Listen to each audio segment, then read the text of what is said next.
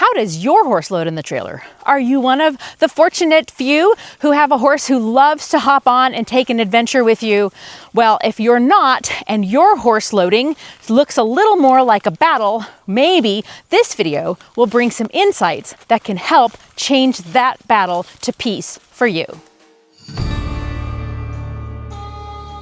Hey there, this is Jamie from Hope Horsemanship, where we start with the mind and trust that the body will follow. Today, we're going to be addressing a source of much challenge and frustration for most horse owners at some point in their journey, and that would be trailer loading.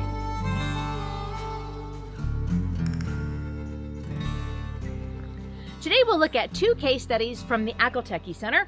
One horse who carries a lot of anxiety, fear, and worry about being on that trailer, and how we worked with her to lower that anxiety and help her find peace. And the other one, a pretty blank slate little filly who doesn't have a lot of experience on the trailer, and our goal was to keep this curious and engaging for her so that she didn't begin to pack up any of that negative baggage we so often see. So whatever your experiences, frustrations, or challenges have been with trailer loading, probably one or both of these will resonate for you. The first thing I want to go over is the concept of the worry cup. And Harry Whitney talks about this worry cup that horses continue to fill up with building anxiety. So many horses already are approaching the trailer with the worry cup starting to fill.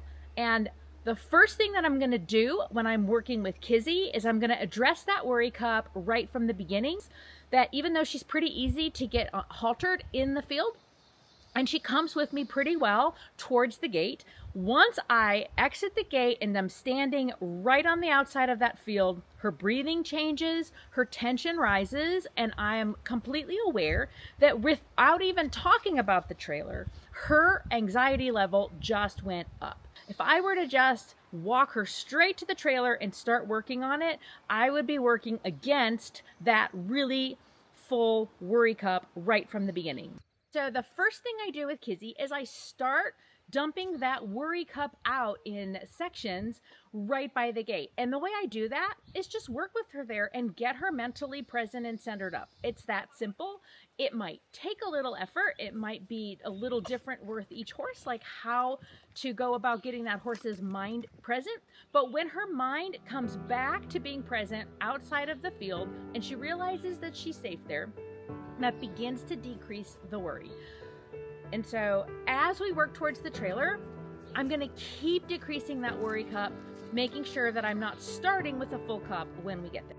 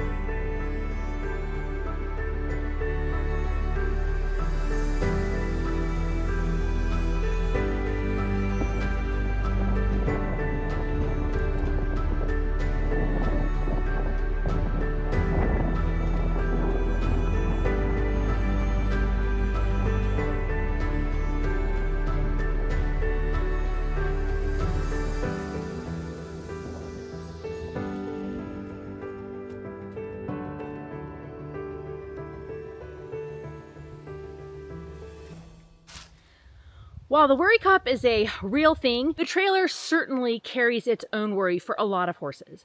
And that comes from experience. So many horses have had experiences with the process of trailer loading, with the trailer itself, with what the trailer has meant to them, that can create a large amount of anxiety. And so that's a real thing. And one of the first things I do with Kizy as we get closer to the trailer is I keep trying to dump that worry cup out by creating an opportunity for her mind to become present and for her to go from that reactionary fight-flight mode where it's all adrenaline and all she knows is trailer fear, and that's just what's happening. And so you can see it in her as I just ask her to do some circles next to the trailer is trailer fear. And so what I'm trying to do in this segment is to just get her thinking, trailer does not mean anything. You're just standing outside in front of your field where you've been before, and we're doing circles. So get present in this work first so that you can see there's no reason for you to have fear right now. Sure, the trailer is a source of anxiety for her. Sure, the trailer is right there. But right now, all I'm asking you to do is to walk a circle around the outside of the trailer and realize that you're okay. That is the beginning. And that's the beginning of the process of just actually getting the horse mentally present while they're in the vicinity of the trailer that carries a ton of anxiety for them. Once again, I don't go straight for trailer loading until I know that I can get this horse to realize you don't need to just react out of fear. You can respond and be thoughtful about what I'm actually asking you to do. The one thing is an anxiety that comes from a worry from a past experience and a potential future. What I'm asking the horse to do is stay present with me right here, right now, and realize you're okay right here, right now with what I'm asking you to do. And what I want to be able to do is carry that forward to each step moving towards being in the trailer. Is that, are you okay right now with what I'm asking you to do?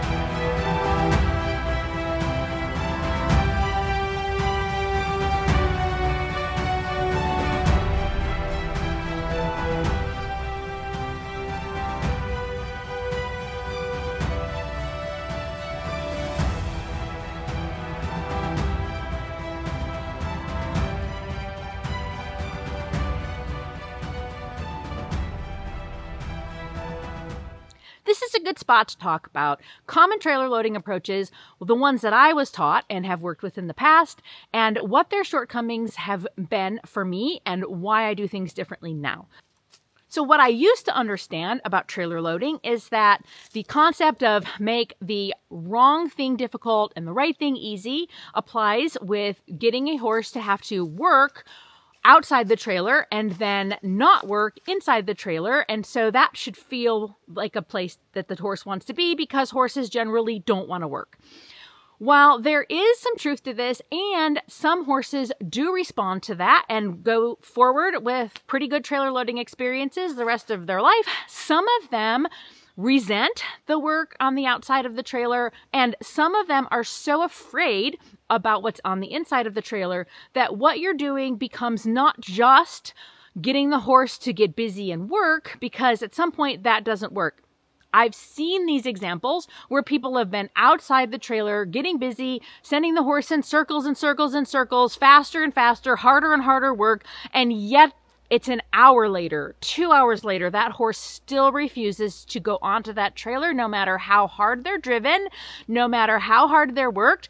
And the reason for that is usually there is a bigger fear of being inside that trailer that then the concern about being worked, or even the amount of fear from the human and the potential driving or, hitting with the lead rope, those things, they don't quite tip the scale because the inside of the trailer is that much more fearful for the horse.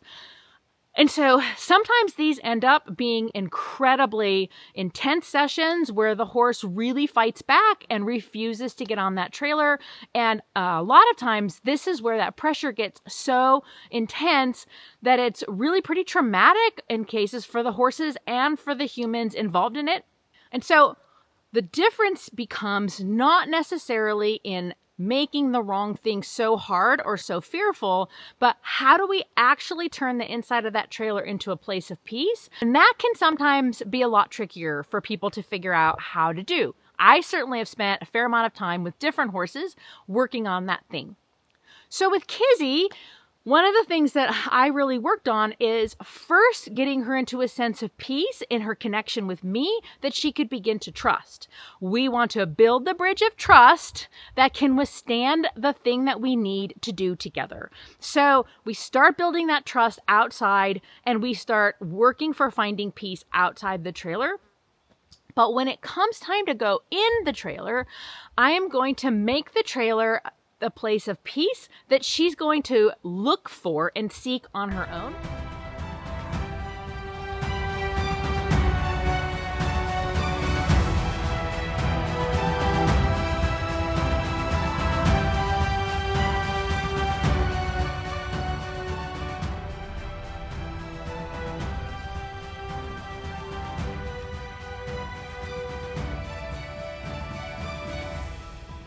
But what I did with Kizy is I actually didn't even ask her to load on that trailer. Instead, I just started to block all the things that she would put her mind to avoid the trailer. Now, her experience of being on that trailer for whatever reason was a big concern for her. And so instead of insisting or driving her on that trailer, I just asked her, can you stand here with me and just find peace?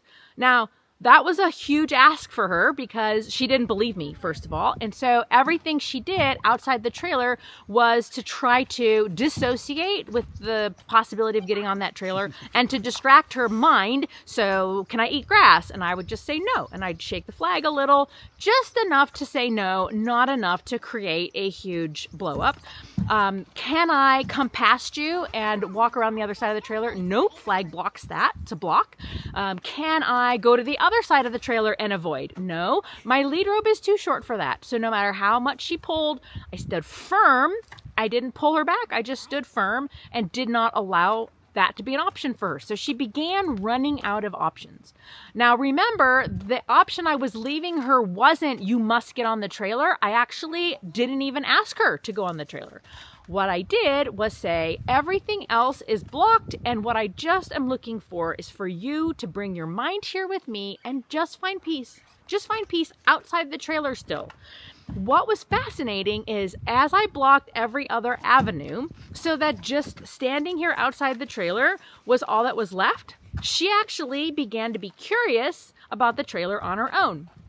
Without me asking her to, she began investigating the trailer, sniffing the trailer, looking to see what there might be available there without me asking. Now, she's been loaded before a fair amount of times, so this particular request would not have been foreign to her. She would already come with the expectation that if the trailer's open and we're standing in front of it, she probably knows what that's about. However, I didn't need to increase the pressure in that. And what was really beautiful was to watch her investigate that now with her mind engaged instead of just that fight flight reacting to trailer is fear, trailer is fear, trailer is fear, which is what she came to the trailer with. So as her mind engaged, there becomes a point where she realizes, I'm okay. And then she can be curious. And I don't know if anyone's told you, I love this. Curiosity and fear cannot coexist. So if the fear and the anxiety levels are dropped down, then she can begin to ask questions. What are we doing here anyway? Why aren't you asking me to go on the trailer? What is the trailer about? What's going on here? And now curiosity takes over, and that is step one of getting a better trailer loading than an anxiety and high drive trailer loading.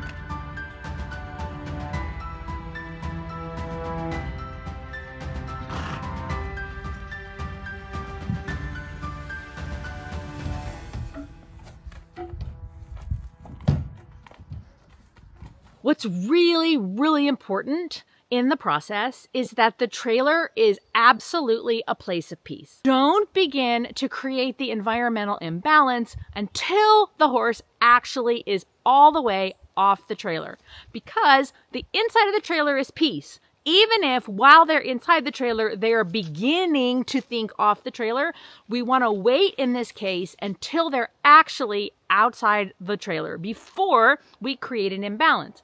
And the difference of what I do now is I don't directly drive that horse on. I don't whip a lead rope. I don't ever touch her with a driving pressure, the drive line, none of that, because with a horse that's afraid of the trailer, now we're just upping the anxiety. Driving, punishment, and fear all go together to create higher levels of anxiety. So instead, I'm going to start to move my flag, but I do it indirectly. I don't aim it at her. And my flag is to say, hey, this is really a little less peace out here than it was on there, isn't it? So when I get busy, I don't get busy at the horse. I get busy just making my own little chaos party. And the horse doesn't need to feel threatened by that, as in she's going to be hurt. But she does think to herself, wow, it'd be really nice if you would stop making that noise. And I can actually control that by looking, becoming more engaged, and then more committed inside that trailer. And as soon as your timing is right to create imbalance while they're not thinking on the trailer, and then peace, the more they think and engage into the trailer, the more the horse starts to realize, I actually can solve this puzzle. And if I were to go on the trailer, then the noise and annoying thing happens out there. But they're not in the fear response that oftentimes driving pressure will create.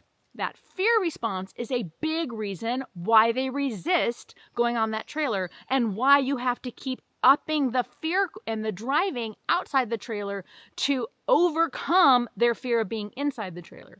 If you can get them curious and problem solving and in a mental state, then anxiety can lower, curiosity can go up, and they can actually begin to investigate how the trailer could feel a lot better than being right outside the trailer, annoyed by this human.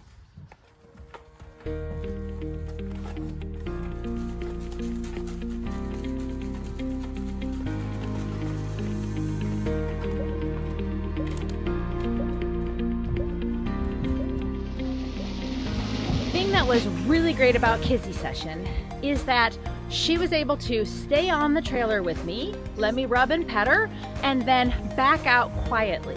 So the thing that people sometimes miss is it's not just the loading that matters. We learn a lot from how a horse will unload. And when Kizy was able to walk off softly, that was one of the indicators that told me that she really was okay on the trailer.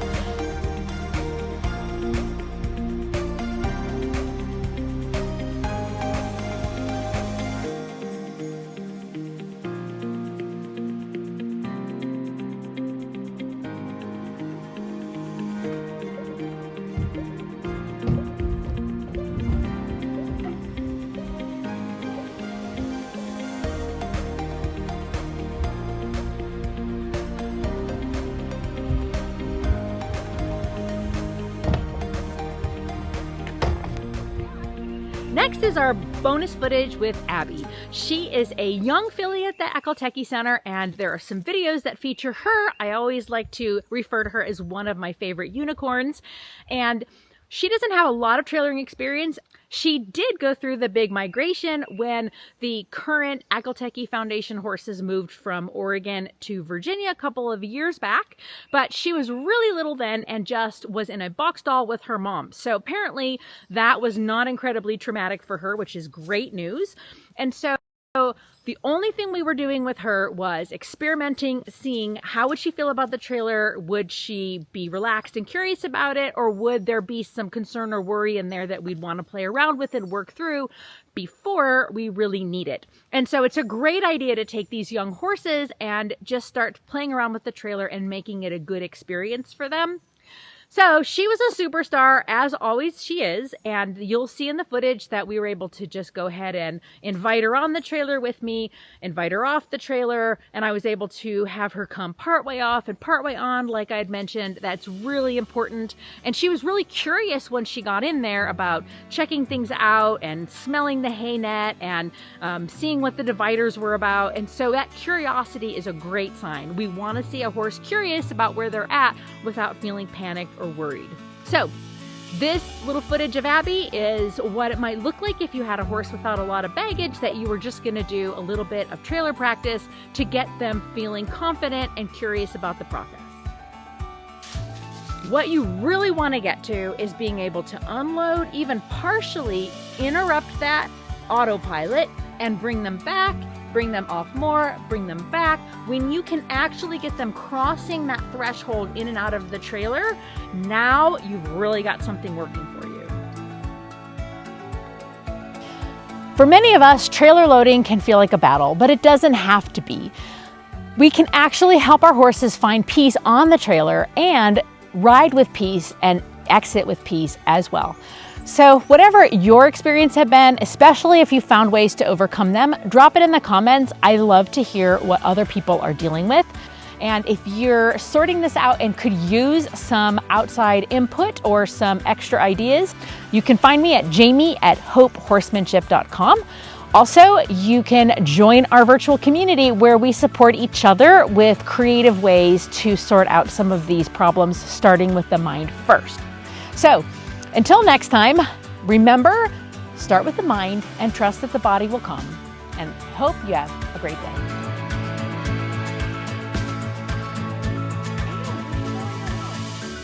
Okay. You should go on your walk now.